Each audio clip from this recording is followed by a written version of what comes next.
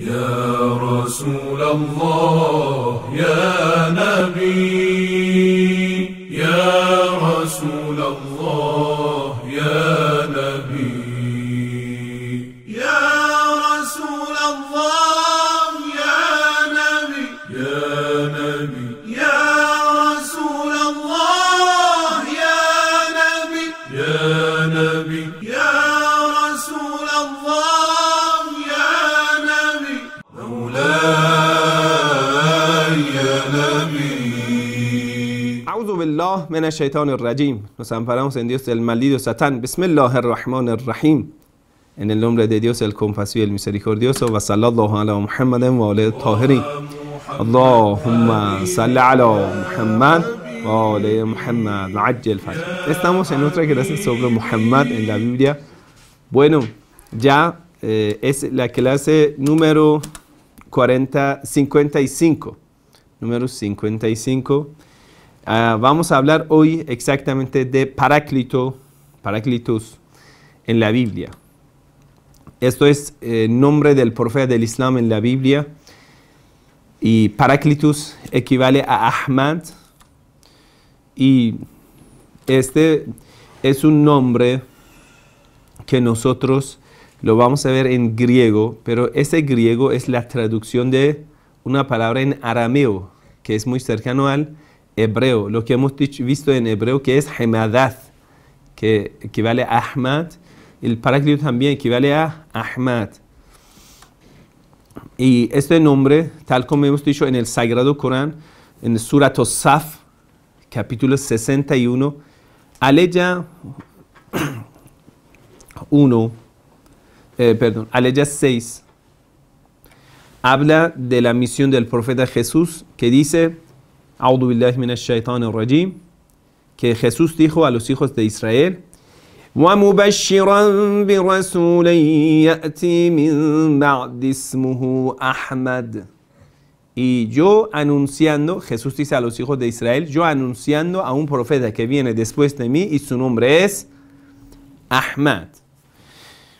Y Ahmad, Muhammad, de la misma raíz, que hemos dicho en hebreo es lo mismo, que podemos traducirlo como deseado, alabado, confortado.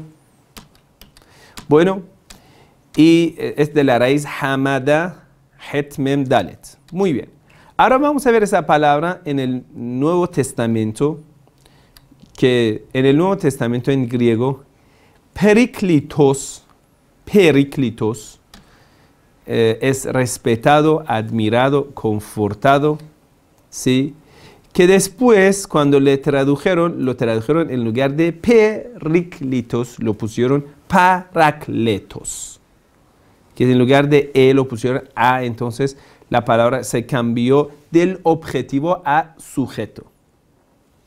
Entonces, Paráclito es confortador, consolador, quiere decir tranquilizante, ayudante, asistente, auxiliador.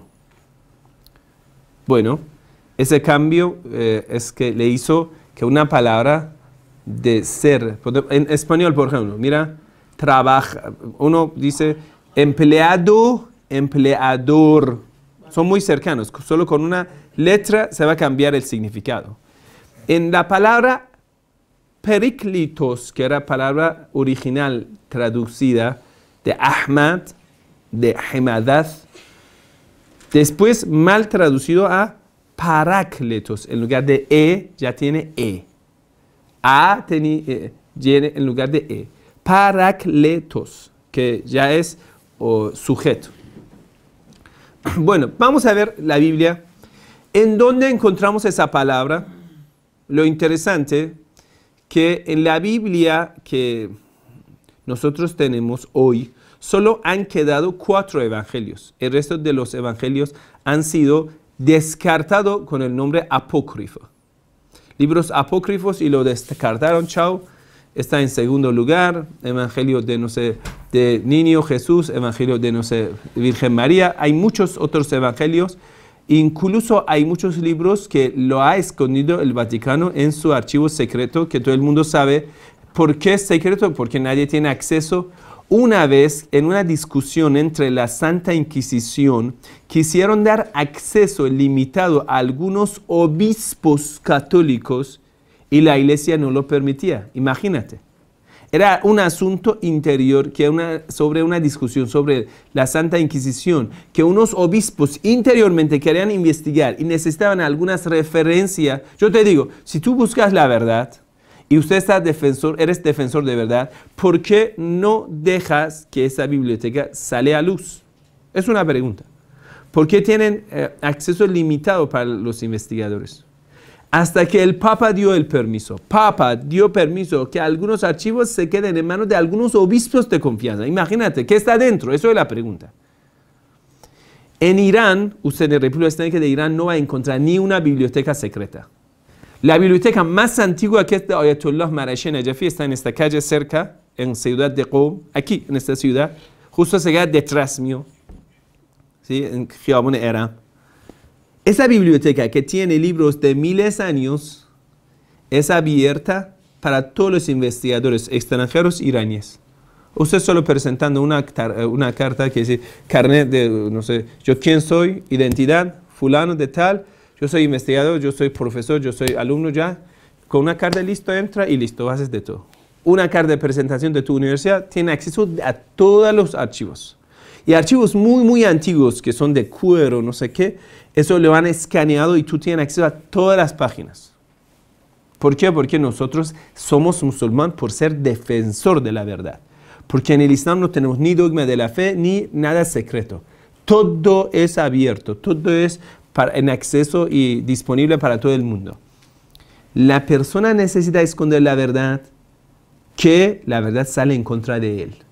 Bueno, entonces, el Evangelio de Juan es uno de los evangelios certificados por la Iglesia, o mejor dicho, canonizado, alrededor de los años 180, o mejor dicho, después en Concilio de Nicea, y otros libros han sido quemados porque ya de repente un poder como lo de Constantino viene a apoyar la idea de cristiandad hecha y fundada por Pablo, y va a descartar el resto de otros sacerdotes, obispos, uno como arriba, etc. Bueno, vamos a volver. Ese Evangelio de Juan, ya sabemos su historia, vamos a conocerlo un poco más, porque es el único Evangelio que tiene palabra paráclito. El resto de los Evangelios no habla de paráclito. Interesante. Esa palabra paráclito varias veces ha sido mencionada en este Evangelio. En Juan 14, 16, en Juan 14, 26, en Juan 15, 26, en Juan 16, 7. Vamos a ver, son frases cortas. En Juan 14, capítulo 14, versículo 16 dice: yo pediré al Padre y os dará otro paráclito para que esté con vosotros para siempre. Juan capítulo 14, versículo 26. Pero el paráclito, el Espíritu Santo, que el Padre enviará en mi nombre, os lo enseñará todo y os recordará todo lo que yo os he dicho. Juan, capítulo 15, versículo 26. Cuando venga el Paráclito, que yo os enviaré de junto al Padre, el Espíritu de la verdad, que procede del Padre, Él dará testimonio de mí. Juan 16, 7. Pero yo os digo la verdad, os conviene que yo me vaya, porque si no me voy, no vendrá a vosotros el Paráclito, pero si me voy, os lo enviaré. Si pongas palabra original, Parakletos, y el significado que es Ahmad, y lo pones Ahmad. Yo pediré al Padre y os dará otro profeta Ahmad. Otro profeta que es Ahmad. Un hermano de entre, un profeta de entre sus hermanos. Deuteronomio 18, 18. Pero Ahmad, ahí dice Espíritu Santo. No, eso no conviene. Eso hay que ver qué dice, cómo traducirlo. En Juan 14, 26 dice Espíritu Santo. En Juan 15, 26. Cuando venga Ahmad, profeta del Islam, que yo os enviaré de junto al Padre, el Espíritu de la verdad que procede del Padre, Él dará testimonio de mí. Eso puede ser. Pero yo os digo la verdad, os conviene que yo me vaya, porque si no me voy, no vendrá a vosotros Ahmad. Que si necesariamente yo me voy y Ahmad viene después de mí, pero si me voy, os lo enviaré. Eso conviene a Ahmad, Juan 16:7, pero no conviene con el Espíritu Santo. Porque si me voy, él viene, porque el Espíritu Santo acompañaba a Jesús. Entonces no tiene significado. Bueno, vamos a ver. Jesús, entre sus profecías, hablando con los apóstoles, según el Evangelio de Juan, predice de una venida, de una personalidad, se llama Paráclitos. Que nosotros hemos dicho que la palabra original es Períclitos. Muy bien, vamos a ver Jesús qué dice. En el Evangelio de San Juan, debe saber algunas cosas sobre este Evangelio. Este Evangelio, conocido como el cuarto Evangelio, es uno de los evangelios canónicos constitutivos del Nuevo Testamento, caracterizado por las marcadas diferencias estilística y temática, como así también por las divergencias en su esquema cronológico y topográfico respecto de los otros tres llamados evangelios sinópticos. Esos evangelios coinciden en muchas cosas, entonces los llaman tienen una armonía. Entonces los llaman sinópticos, San Mateo, San Marcos y San Lucas. Aunque Lucas es un discípulo de Pablo, debería ser seguidor del pensamiento de Pablo, pero lo raro y lo interesante es que su evangelio coincide con muchas cosas que enseñan Mateo y Marcos. Y en otro lado, el evangelio de San Juan, y ese Juan es un supuesto querido apóstol de Jesús, que era un niño o un adolescente, que entonces ha sido escrito entre los años 100, 105 a 100, máximo 115. Entonces debería tener ¿cuántos años? Si Jesús en el año 30 ha sido, según ellos, crucificado, según nosotros, ascendido al cielo, entonces después de unos 80 o 90 años, él escribió 80, 85 años, escribió este evangelio. ¿Cuántos años tenía cuando estaba con Jesús? Unos 10, 15, ¿no? Entonces, cuando lo estaba escribiendo, debería tener más que 90 años. Entonces, muchos lo ponen en duda, ¿cómo este evangelio es verídico? Porque este Juan, si es Juan apóstol de Jesús, entonces debería tener más que 90 años. ¿Qué podría recordar para escribir, para relatar? Un hombre quiere relatar una historia y los detalles de las cosas que han pasado. Por ejemplo, una visita a un sabio. Lo quiere ahora relatar cuando tiene 95 años, tiene 100 años. ¿Cómo lo puede relatar? Muchos lo pusieron en duda existencia de ese evangelio de Juan, apóstol, sino dijeron, eso es un Juan, un tipo de sirio que ya es descendiente, o mejor, discípulo de pensamiento de Pablo. Y lo interesante, las cosas que él dice sobre logos, en el comienzo era palabra era Dios, palabra era de Dios, palabra era Dios, ya, etcétera, etcétera. Que es un concepto griego de la filosofía griega romana, el tema de logos, que es la primera creada de Dios, que a través de esa creada todo el mundo ha sido creado.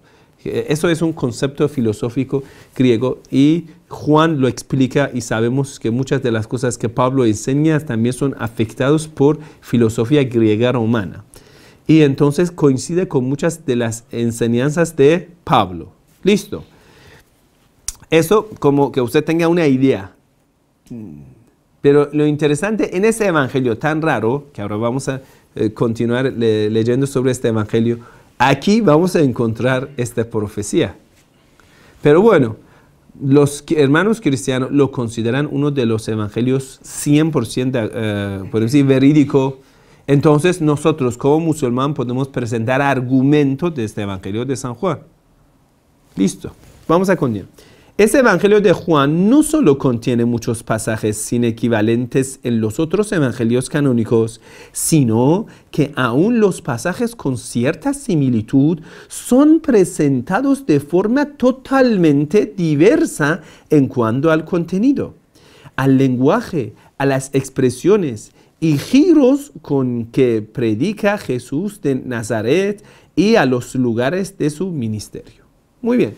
Yo les recomiendo que lean este artículo que está en Wikipedia sobre el Evangelio de San Juan. Solo yo he elegido algunas partes para leer. Mira, las polémicas de que fue y es objeto del Evangelio de Juan son el resultado de su singularidad. No se trata de una obra corriente. Se disputa su autor, el ambiente que haya podido influir en su pensamiento y sus modos de expresión, su estructura literaria, sus fuentes y hasta la naturaleza del libro. Con todo, siempre fue recibido sin reticencias por parte de la Iglesia. Aún así, la Iglesia lo aceptó. Vamos a continuar.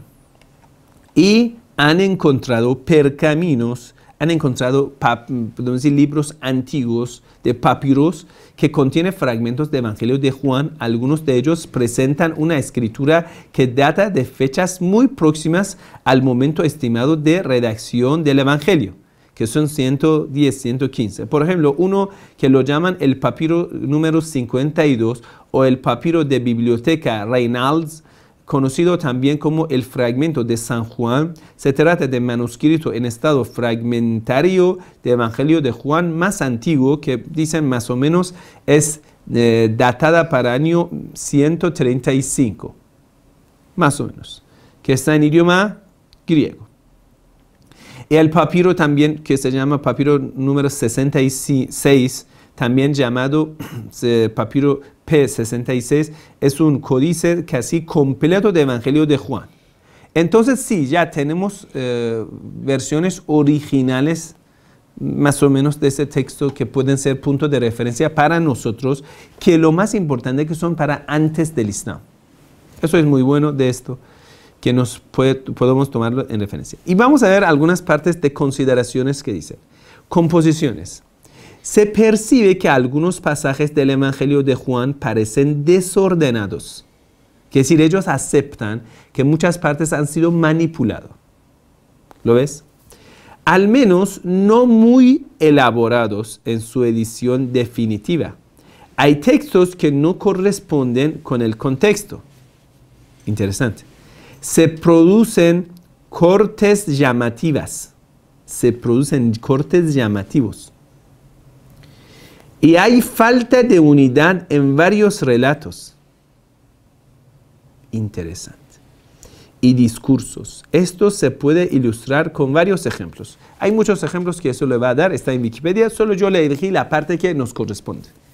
Aparecen recién en Juan 18:1, habiendo dicho Jesús estas cosas, salió con sus discípulos al otro lado del torrente de Cedrón. Resulta evidente que los capítulos 15, 16 son dos capítulos que hablan de esa profecía. Y también 17 fueron interpolados e interrumpen la unidad de relato. Quiere decir que ellos dan testimonio que en esa parte donde tenemos esa predicción ha habido manipulaciones. Aún así, nosotros vamos a encontrar la profecía sobre el profeta del Islam y nombre Ahmad en la Biblia. Es interesante. Quiere decir, esto es que ellos reconocen que el Evangelio de Juan no tiene un ritmo igual, sino tiene muchas partes sobresalientes, muchas partes que nosotros podemos llamarlo la caída en el texto, o la parte censurada, manipulada en el texto. Aún así, puedes encontrar en varias partes de esa Biblia caracteres que solo coinciden con profetas del Islam. Eso es lo más interesante. Quiere decir, a pesar que los traductores, los escritores han hecho cambios en este evangelio, aún existe esa profecía. Eso es un milagro de Dios. Bueno, también es curioso la falta de unidad de relato que se descubre en varios pasajes. Y ahí va a dar varias partes que ¿cómo se llama? Uno contradice a otro. ¿Sí? Por ejemplo, dice, les he dado a conocer todo lo que oí de mi padre, pero en otro pasaje dice, pero todavía tengo muchas cosas que decirles. ¿Si has dado todo o tiene cosas que decirme? ¿Cuáles? Y, por ejemplo, hay muchas cosas que se contradicen uno a otro. ¿Sí? Si yo doy testimonio acerca de mí mismo, mi testimonio no vale. En otro lado dice, pero aunque yo doy testimonio acerca de mí mismo, mi testimonio es verdadero. Bueno, vamos a continuar, no queremos enfocar tanto, pero para que tenga una idea de que ha habido variedad de evangelios eliminados. Yo estaba en una universidad, recuerdo, era la Universidad Católica de Chile, hablando que nosotros como musulmanes queremos en el Evangelio de Jesús, queremos en Taurat de Moisés. De repente una chica se levantó y dijo, si usted cree en la Biblia, debería ser cristiano. Yo le pregunté, ¿yo debería creer en cuál Biblia? Esa era mi pregunta. O mejor dicho, ¿en cuál Evangelio? Quiere decir, todos los bíblicos dan testimonio que ha habido más de 300, 400 evangelios de los apóstoles, quiere decir, obras de los apóstoles y discípulos de los apóstoles. Justo en los años 100 hasta año 200, hasta año 300, hubo muchos libros escritos por los apóstoles y discípulos de los apóstoles. Pero todos fueron descartados. Cuando preguntamos por qué ellos los llaman los primeros padres de la iglesia, lo descartaron, no hay una explicación lógica convincente. No, es que ellos lo eligieron. ¿Y qué? ¿Por qué solo eligieron esto? Algunos dicen porque ese evangelio, por ejemplo, de Juan era evangelio regional de ellos. Evangelio regional de Jerusalén, de Alejandría, de, ¿cómo se llama? Antioquía y de Roma. ¿Sí? Entonces lo eligieron 4 evangelios y listo. Pero eso no es convincente. Yo necesito saber por qué quitaron otros evangelios. Por ejemplo, si existían unos 400 evangelios, así los llamamos, o libros, usted cómo lo quieres llamar, apócrifos, libros de los apóstoles, cómo lo quieres llamar, no importa. Libros de los apóstoles que relataban la historia de Jesús. Si existían 400, yo te digo, ¿por qué solo eligieron 4 y descartaron 396 o más? ¿Y qué estaba escrito dentro de esos evangelios? Eso es la pregunta mía a esa chica. Entonces, ¿qué estaba escrito ahí? Yo he dicho, ¿quieres? Yo te voy a relatar. Estaba escrito en muchos de ellos. Que mubashiran bi rasulin ya'ti min ba'di ismuhu Ahmad. Doy testimonio a un profeta que viene después de mí, anunciando a un profeta que viene después de mí, se llama Ahmad. Eso era lo que Jesús había dicho. Entonces en la historia siempre han manchado el nombre de muchos de los grandes sabios cristianos y lo quitaron por ser monoteísta y por ser seguidores del profeta del Islam. Muy bien. Para que usted entienda la diferencia en estos evangelios, en ese sitio hicieron una comparación de palabras utilizadas en 4 evangelios y también en el libro de los Hechos de los Apóstoles escrito por Lucas. En el Evangelio de San Mateo, Marcos, Lucas, Hechos de los Apóstoles y Evangelio de Juan, por ejemplo, muchas palabras han sido utilizadas, pero énfasis en las palabras y en los conceptos son diferentes. Por ejemplo, la palabra padre o pater, en el Evangelio de Mateo 64 veces, pero en el Evangelio de Juan 137 veces. O la palabra, por ejemplo, verdadero,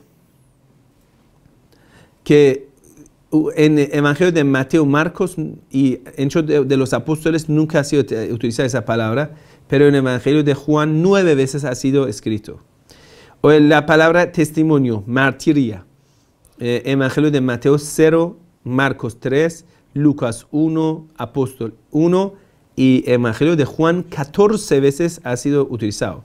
El tema de, por ejemplo, verdad, en el Evangelio de Juan 25 veces, en Mateo 1 vez.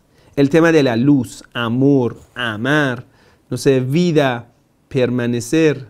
Y muchos conceptos que después relatan el concepto fundado por Pablo.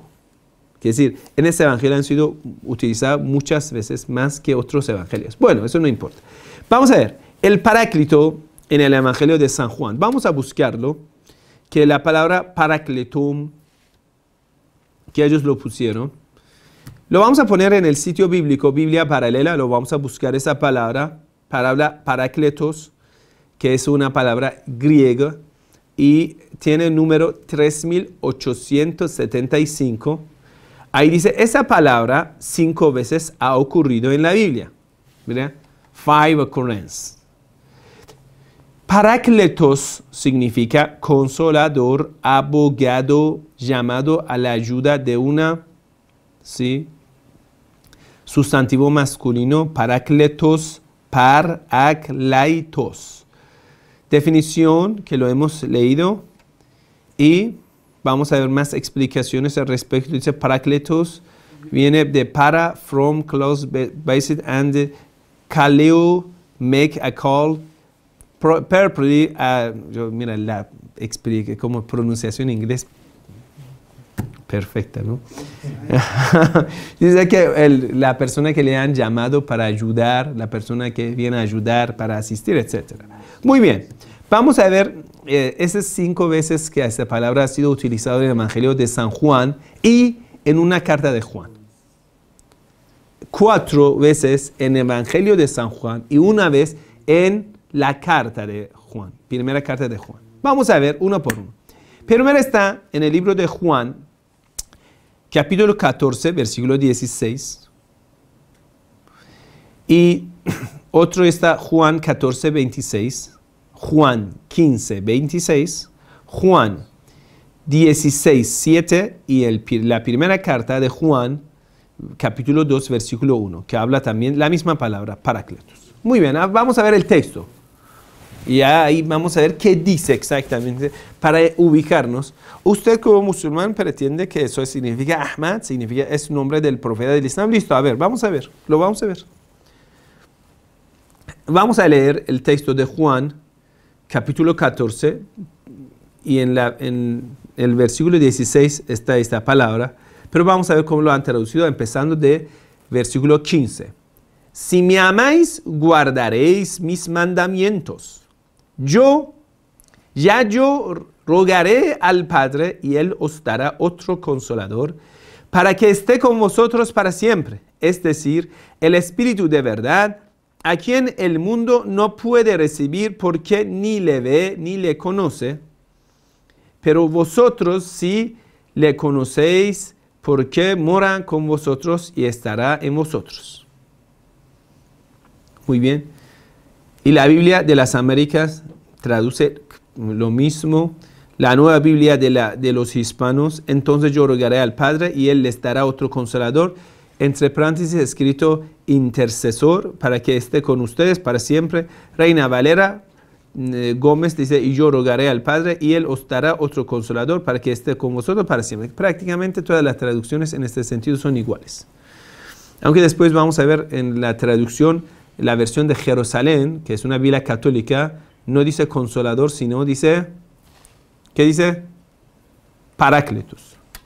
Bueno, y todos aquí han traducido, todas las versiones protestantes lo pusieron consolador, incluso en Sagradas Escrituras 1569, y yo rogaré al Padre y os dará otro consolador para que permanece con vosotros para siempre. Muy bien. Pero traducir paráclito a consolador, que es decir, esa palabra lo has traducido a su... Otra vez tenemos el mismo problema con los traductores de la Biblia. Una palabra que es nombre de una persona no lo puedes traducir. Si una palabra es título de una persona, ¿sí? Entonces no lo puedes traducir. Por ejemplo, muchos apellidos en español, si lo traduces van a ser como un insulto. Ya, no vamos a nombrar, pero hay muchos. ¿Sí?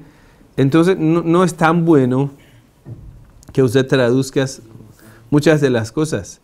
Y eso va a ser feo. En otro idioma no lo entienden, que en español eso no es tan feo. Y es un apellido normal. Mucha gente ya lo escucha sin que le dé importancia al significado. ¿Me entiende? Pero esto de traducir títulos, otra vez tenemos ese problema con los traductores. Bueno, y aún peor cuando lo van a traducir a consolador. ¿Sí? Por ejemplo, yo una vez estaba dando una charla hablando del Islam. Bueno, yo sabía algo, pero no sabía que la gente directamente cuando escuchan la palabra consolador le va como van a entender otra cosa.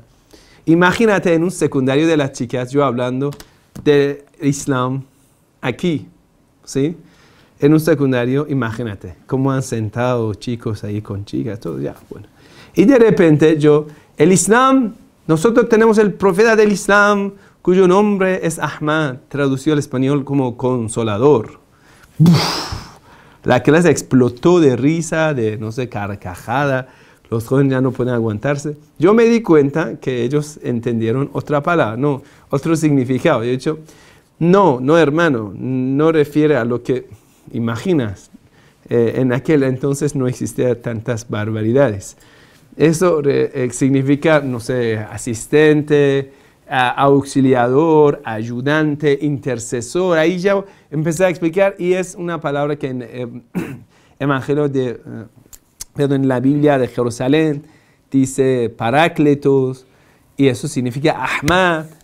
Y la profesora que está ahí en este rincón, ¿sí? Detrás mío, y dijo, por favor, cállense, que este sheikh incluso sabe los detalles de subcultura nuestra.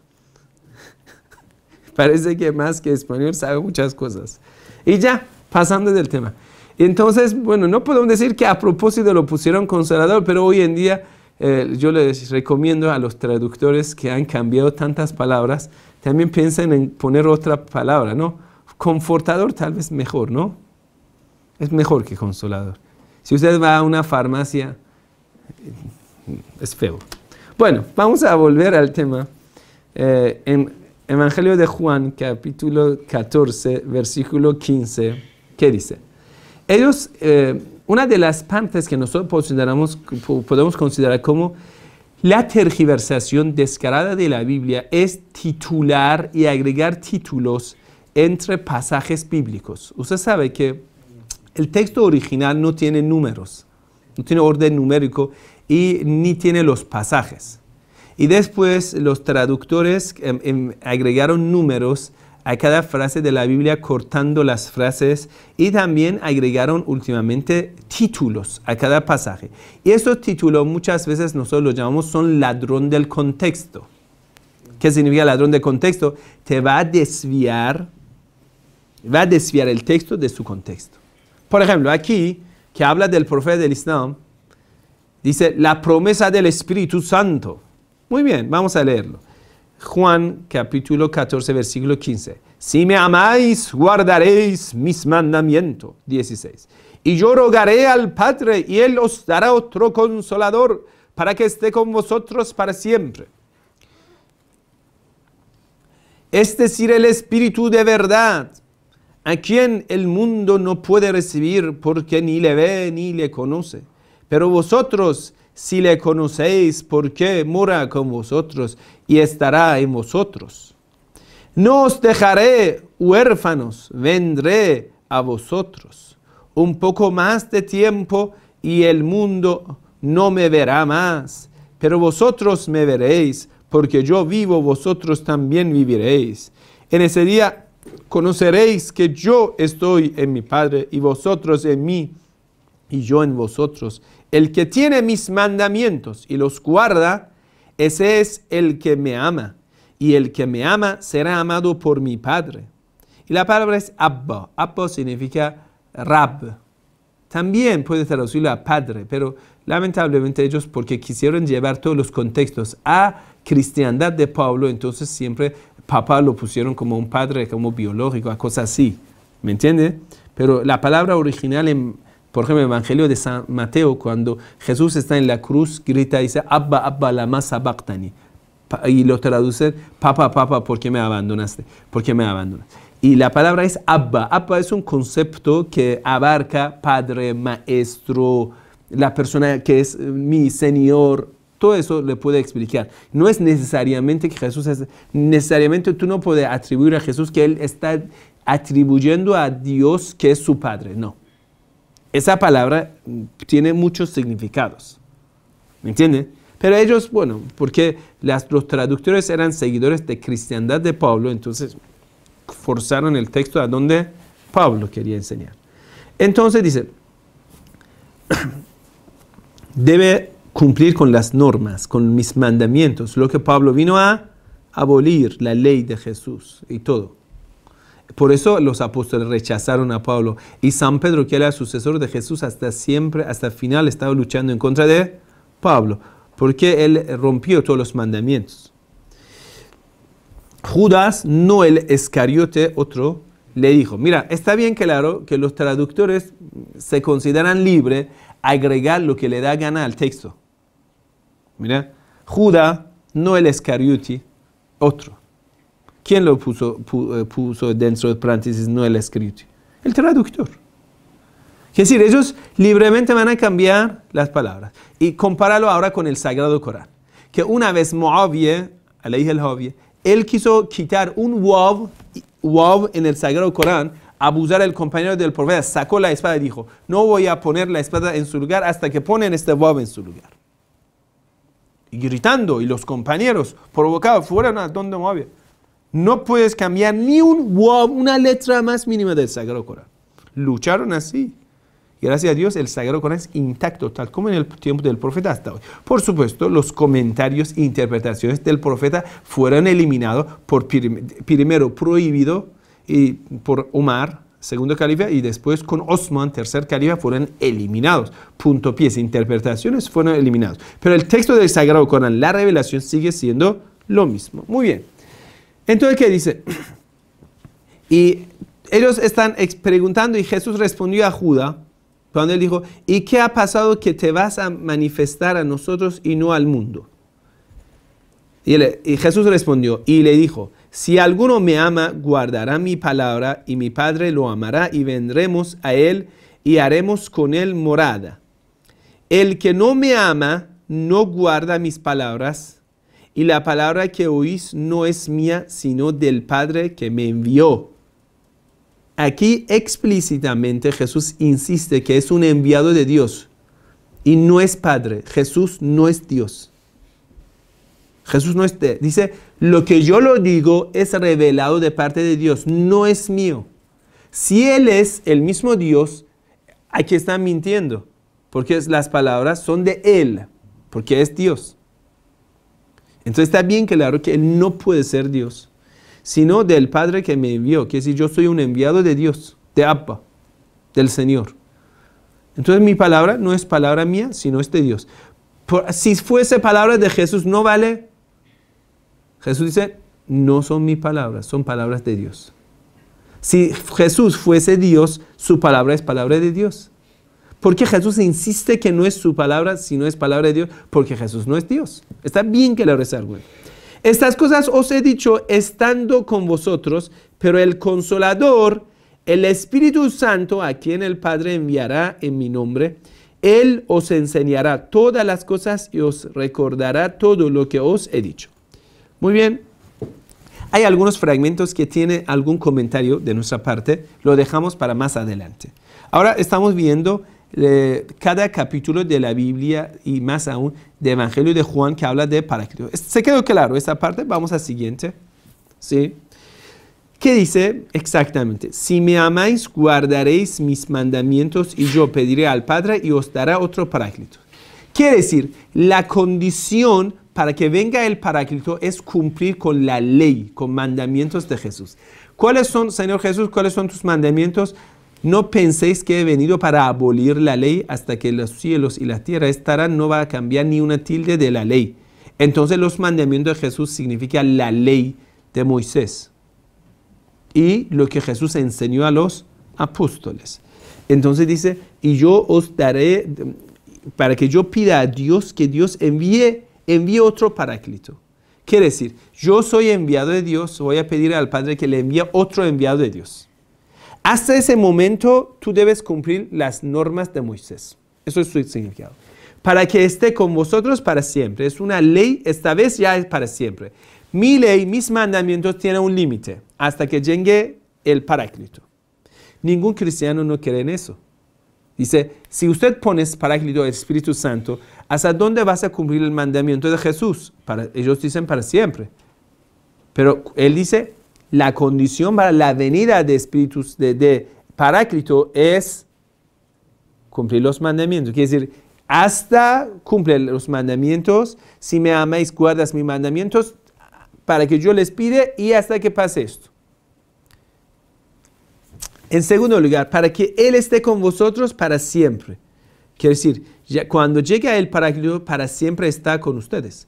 El Espíritu Santo de vez en cuando apareció, pero no estaba con ellos para siempre.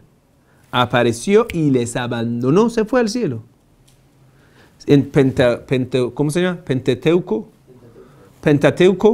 sí, que cuando les apareció y ellos hablaron en lenguas según Hechos de los Apóstoles, Pentecostes. Cuando el Espíritu Santo apareció a los apóstoles y ellos hablaron en lenguas, usted lo puede encontrar en Hechos de los Apóstoles. Pero vamos a ver, el Espíritu Santo después se fue al cielo, entonces no estaba con ellos para siempre. Ahora yo te pregunto, ¿dónde el Espíritu Santo? Muéstrame, Señor cristiano. Cualquier iglesia, muéstrame. Solo haciendo esa payasería y uno va a caer, eso todo el mundo sabe. Un amigo mío que era periodista, era agnóstico, y dijo, yo por un trabajo me tocaba ir a estar en Paraguay, asistí a una iglesia pentecostal, y de ahí vi que un muerto lo pusieron a ataúd y la persona vino y Espíritu Santo y palabras insignificantes que la verdad eso es burlar de la fe. Eso es burlar de Dios. Eso hace que la gente abandone la fe. Esta payasería, la verdad, es una vergüenza. Y aún más en la pantalla de la tele te están dando cura. Dice, en muchos programas de ellos, habla a la cámara y dice, yo estoy viendo una persona en África que tiene cáncer en su panza, ahora en el nombre del Espíritu Santo está curado. Y ya. Y lo interesante, si ellos quieren hacer cura a una persona, adelante. Traiga a una persona con una mano cortada, adelante, cúralo, adelante, vamos a ver. ¿Por qué no lo puedes hacer? Solo puedes curar dolores invisibles, que muchas veces son mentiras. Interesante, escucha historia de mi amigo periodista agnóstico, uruguayo, se llamaba Julio César Martínez, era una persona interesante, tiene libros, era un político. Bueno, él dijo que estaba en Paraguay, entonces vio en una iglesia que el pastor, ya llegó y recibió el Espíritu Santo y reavivió al muerto, al cadáver. La persona se levantó de ataúd, la gente gritaron de alegría, todo listo. Dijo, entonces pasó un tiempo y me tocó ir a Brasil. Y me encontré con el mismo anuncio del mismo pastor que esta vez, en esta semana, está en Brasil. Y ya por curiosidad participé y vi que el mismo actor que jugaba el rol de muerto, otra vez está muerto en ataúd, otra vez el Espíritu Santo le viene. Y yo puse un artículo, el muerto que siempre se reavive gracias a presencia del Espíritu Santo. Yo fui a una iglesia y yo le pedí que me haga cura, ¿no? Entonces el pastor, a mí, puso la mano a mi cabeza y ya, estaba leyendo, no sé, suplían cosas. Y yo dije, ¿por qué? Y después a mi corazón, ¿qué le pasa? No, es que tú eres musulmán, estoy sacando los demonios. Pero después yo, bueno, saca todos los demonios que quieras. Después de eso, bueno, terminó su acto. Yo fui al ¿cómo se llama? Púlpito para dar testimonio de la fe. Entonces yo hablé del Islam. Y él se dio cuenta, ya porque yo media hora hablé del Islam. Le hice entender a su iglesia que está en mal camino y deben volver a donde las enseñanzas prácticas de la vida de Jesús, que es el Islam. Entonces dijo, bueno, es que los demonios te han dominado demasiado. No se puede desarraigarlo tan rápido. Eso cuesta más. Que decir, cuando tú vas a cuestionar esta payasería, ellos que dicen, no tiene fe. Y esas cosas, la verdad, es jugar con la fe de la gente. Eso hizo que mucha gente, ahora en América Latina, han abandonado. Y gracias a ellos, mucha gente han entrado en el Islam. Gracias a ellos. Un joven que ya se hizo musulmán, yo le pregunté, ¿qué te pasa? ¿Por qué ahora? Dijo que en mi campo tuvimos una iglesia pentecostal. Cada vez los apóstoles llegaban, los pastores, que a ellos se autonominan como profetas, no sé qué. Entonces, este joven dijo, cada vez uno llegaba muy pobre, un pastor pobre, se enriquecía todos eran agricultores, pastores, la gente muy pobre. Y a través del dinero de ellos, juntaba todo esto y compraba coche, compraba cosas y después viajaba a Estados Unidos. Entonces nos abandonaba y otro pastor venía para enriquecerse de nosotros. Y la verdad, eso le da mucha pena a todos los creyentes del mundo, sea cristiano, sea judío, sea musulmán, porque la verdad es así, jugar con la fe de la gente es lo peor que uno puede pasar. Bueno, terminando la clase de hoy, inshallah, mañana lo vamos a continuar. Me pasó, estaba en Caracas, en Venezuela, fui a una iglesia pentecostal y ya. El tipo, el pastor, era un tipo gordo, así hablaba así con una voz así gruesa. Me acercó, imagínate, yo con unos 5 musulmanes ahí de la visita, y ellos como juntos estaban, con los seguidores de este pastor. Me acercaron, y él, como para engañarme, dijo, mira, hace una semana, anoche soñé a Jesús, y me dijo que tú vas a visitarnos. Cuando una persona pretende estas cosas que son experiencias espirituales y jugando con la fe de la gente, con la misma arma hay que atacarlo. Y yo sabe que he dicho, Señor, la verdad es cierto, porque yo hace una semana que cada noche soñando a Señor Jesús, que me dice, vaya a visitar ese farsante que está en mi iglesia. No sé qué ha hecho. Muy bien. Entonces dijo, bueno, Sheikh, adelante, gracias. Vamos a mi iglesia. Yo dije, bueno, vamos a ver. Entré, era un día domingo, la iglesia estaba llena. Yo pensaba que, por ejemplo, el pastor va a predicar, bueno, vamos a ver qué va a predicar. Entrando, de repente vi que en la escena era una multitud de la gente que no se veía tanto qué está pasando en la escena arriba. Cuando hemos entrado y de repente ya viendo lo que estaba en la escena, varias chicas con ropas, ¿cómo se llama esto? Con escotes ahí estaban bailando en el nombre del Señor. Amén. Y eso es haram. Entonces yo, mira, la verdad, muchas gracias y hemos recibido suficientes bendiciones hoy. Les pido disculpas, me voy a la mezquita para el rezo. Le despedí, escape de esa escena, porque era haram. ¿Cómo yo voy a ver las chicas con ropas ajustadas, con escote, bailando en el nombre de qué? Provocando a los jóvenes. ¿En qué no? Mira, una cosa es la verdad, otra cosa es atraer adeptos. Cuando yo no tenga la verdad, entonces ¿a través de qué? A través de la música, a través de danza, a través de mujeres, a través de... Quiere decir, gastando dinero voy a buscar atraer a adeptos. Eso es el problema que muchos de esos tipos de iglesias están haciendo. Y eso es, la verdad, para muchos creyentes es muy pesado. Bueno, terminando. El tema del Espíritu Santo es un tema muy importante que ellos pretenden que para siempre ha estado con ellos, pero no hay ni un argumento que ya demuestra que el Espíritu Santo esté con ellos. Usted va, eso lo consideran milagros, hacen milagros, pero cuando otra persona que no es creyente en ellos pide milagro y dicen, no, por no ser creyente no puedes recibir al Espíritu, eso no es su argumento. Si es un milagro, Jesús, ¿para quién hacía milagros? Para los que no eran creyentes, para demostrar su veracidad. Señor pastor, si tú estás recibiendo el Espíritu Santo, como la Biblia, ustedes dicen esto es Espíritu Santo, deberías demostrarme para siempre. Terminando, hermano, eso no es Espíritu Santo. Ese Paráclito, después vamos a ver otros versículos, es profeta Muhammad, es Ahmad. Por eso dice, para siempre le ha quedado. ¿Quiere argumento? Adelante. El milagro del Sagrado Corán no es milagro para los musulmanes, es un milagro para siempre. Adelante, si puede traer un libro como el Sagrado Corán, todos los musulmanes del mundo rendimos. Para siempre les quedará el Sagrado Corán.